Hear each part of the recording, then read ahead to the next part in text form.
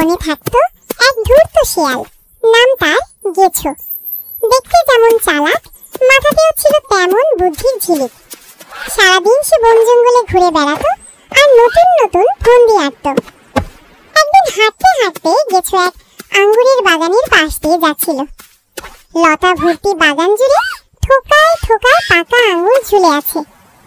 এমন দৃশ্য দেখে তার মুখে পানি এসে গেল। কিন্তু বাগানটা উঁচু দেয়াল দিয়ে ঘেরা। দেয়ালের ওপরে ছোট্ট একটা গর্ত ছিল ঠিকই, কিন্তু সেটা গেছোর নাগালের বাইরে।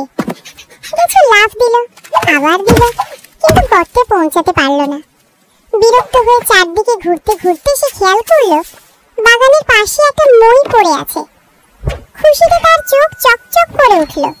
মনে মনে বলল, এবার আর বাঁচি না, নিশ্চয়ই আঙ্গুর খাওয়া যাবে।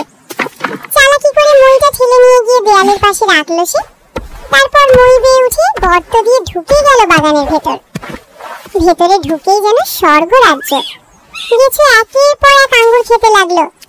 যত খাচ্ছে তত মজা পাচ্ছে। খেতে খেতে এতটাই পেট ভরে গেল যে নড়াচড়া করাই কঠিন হয়ে পড়ল। তখন মনে পড়লো, ঢুকেছিল যেই গর্ত দিয়ে, সেখান দিয়েই তো বেরোতে হবে। কিন্তু এখন সমস্যা হলো, ঢোকার সময় সে ছিল একেবারে রোগা, আর এখন পেট ভর্তি হয়ে একেবারে গুলগাল।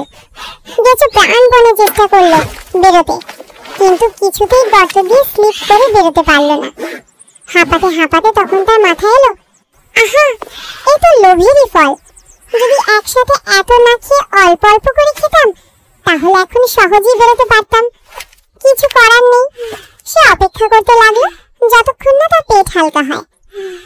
পরদিন সকাল নাগাদ একটু শুকনো হলে গেছো কোনো রকমে গর্ত দিয়ে বেরিয়ে এলো। বেরিয়ে এসে দীর্ঘশ্বাস ফেলে বলল, আজকের শিক্ষা আমি কখনো ভুলবো না। অতিরিক্ত লোভ সর্বনাশ ডেকে আনে। এবার থেকে আমি কখনো লোভ করবো না।